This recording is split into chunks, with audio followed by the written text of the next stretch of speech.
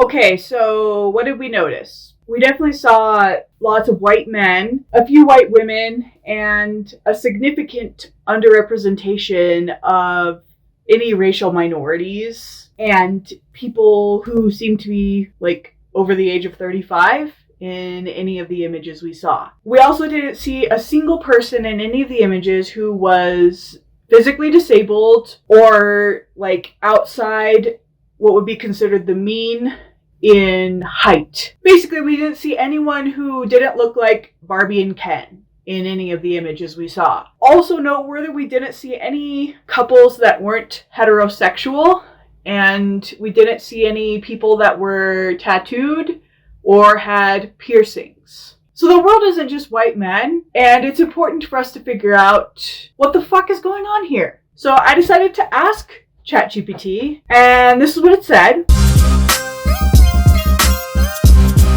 Which is not really all that satisfying, to be honest. It decided to blame the data set, which is convenient because we don't have access to the data set that it was trained on. We can make inferences about the data that it used for training based on the lawsuits that are currently filed against OpenAI from, various other organizations alleging plagiarism. But we still don't really know where any of this data came from, and more importantly, these images come from Dall-e. Where did Dall-e's data set come from?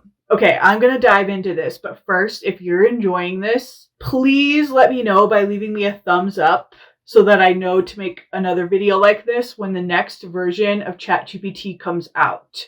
Thank you for doing that. Okay, let's find out why this is happening. We know right now that OpenAI wants me, all of you, and the rest of the world to think that these biases exist basically because we only take pictures of skinny white guys.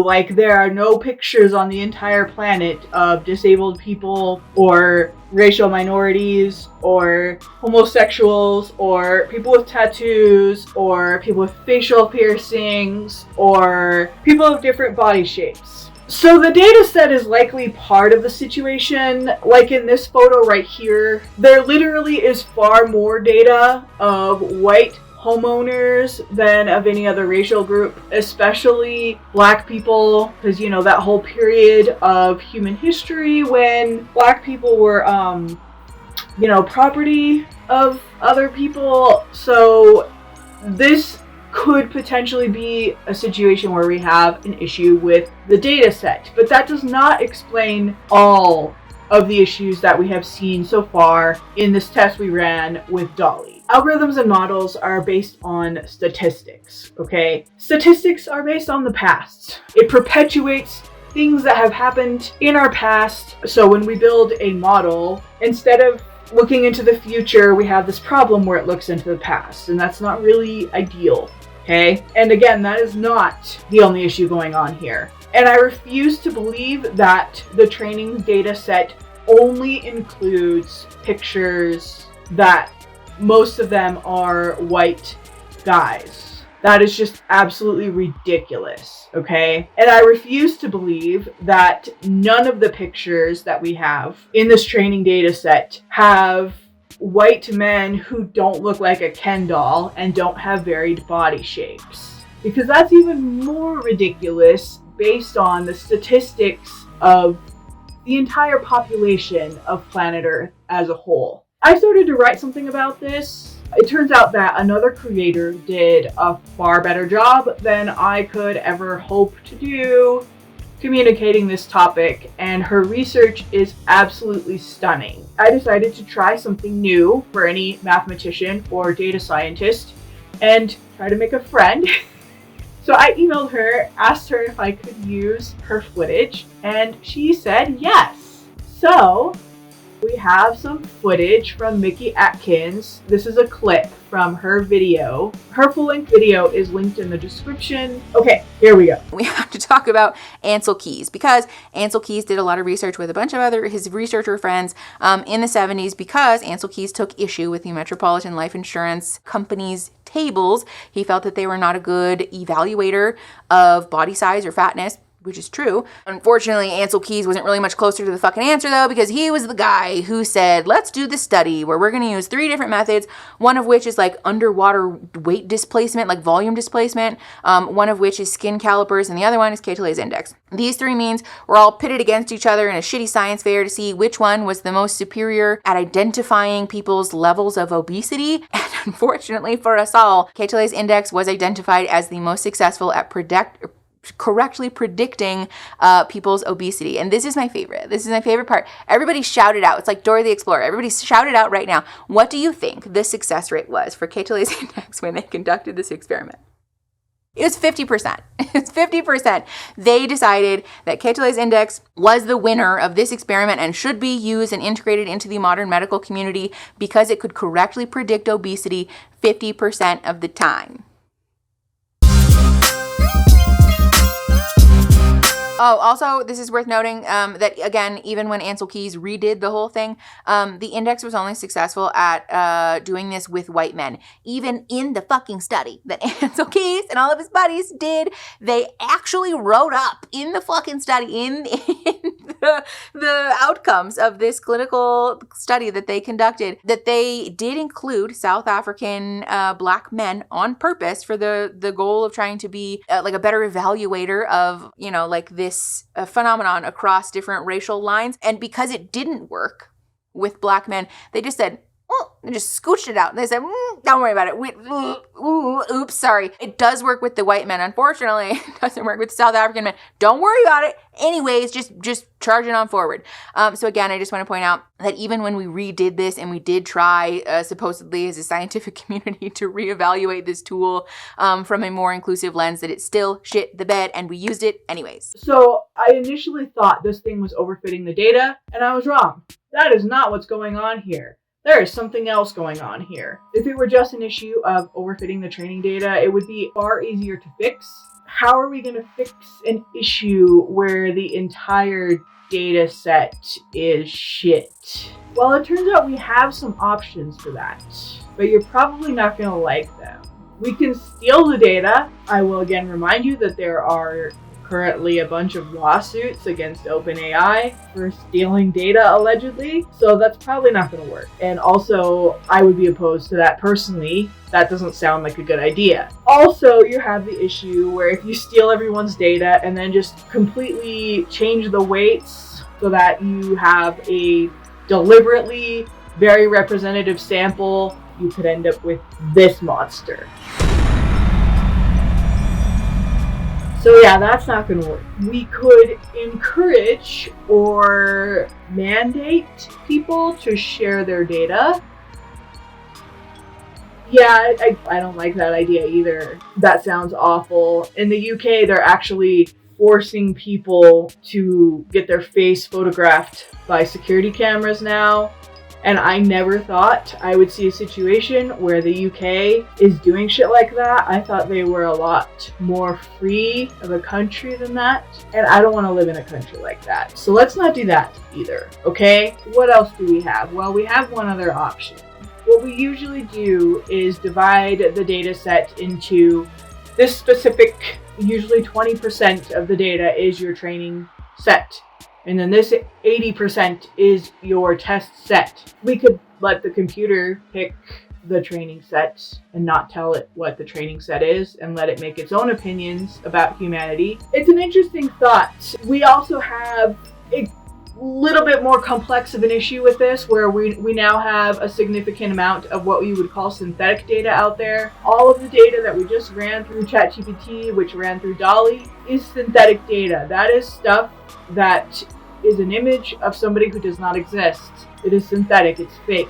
And that's all out there now. People are using that for stuff. I just used it in a YouTube video. So if they chose to use this video to train an algorithm, now that's in there as the data set. We're gonna have to figure out how to tag that so that, or to teach the algorithm to recognize this is synthetic data. Don't use this horrible, awful shit. Use better shit. Use the real shit. And so that compounds the issue. We have to teach it, what the difference is between the two things. Otherwise, you have an issue where if the algorithm is told, like, look, make up your own mind about humanity, we don't know what it's going to pick. It could pick an entire data set of all synthetic data that it made up itself. That would be bad, wouldn't it? That would just make this problem a lot worse. We're too far down the rabbit hole at this point. We can't just throw this whole thing away and start over. Yeah. It's going to take a lot of work to fix this problem. One thing that I would be in favor of would be seeing groups like OpenAI or Meta or Anthropic or anyone else who's developing a thing like this start to hire people who have a little bit more knowledge about how brains work, like a neurologist, to kind of give some feedback on whether or not they're going on the right track with weighting everything correctly on the algorithm and whether it actually represents humanity. That sounds kind of silly and pedantic, right? We need people with emotional intelligence to explain how people work. There's a joke that's pretty common in computer science. How can you tell if a computer scientist is an extrovert? They look at your shoes instead of their own. Okay? We are definitely known for our people skills because we don't have any. And we could definitely benefit from people on the team who have some. And here's the thing, I don't think all hope is lost for this thing. And I think that there are a lot of other solutions aside from hiring people in social sciences to consult. We can add extra algorithms onto it. I'll put that into another video later. I have one coming up that kind of explains that. But the key thing is I think we need a more diverse set of human brains working on this project. And that kind of brings me to why I started this YouTube channel in the first place. Machine learning is very expensive, and a lot of cutting edge businesses and nonprofits who are not in the tech industry usually can't afford it, even though it would probably be very helpful for them and their customers to have a machine learning or AI tool to help them. And as this channel gets bigger, I would like to attract grants so that I can assist with that and help small businesses and nonprofits with that. A lot of really good work has actually been done with machine learning to help businesses and actually really the environment as a whole. To learn more about that, click on this video next. And then don't forget to watch Nikki's video after that. Okay, bye.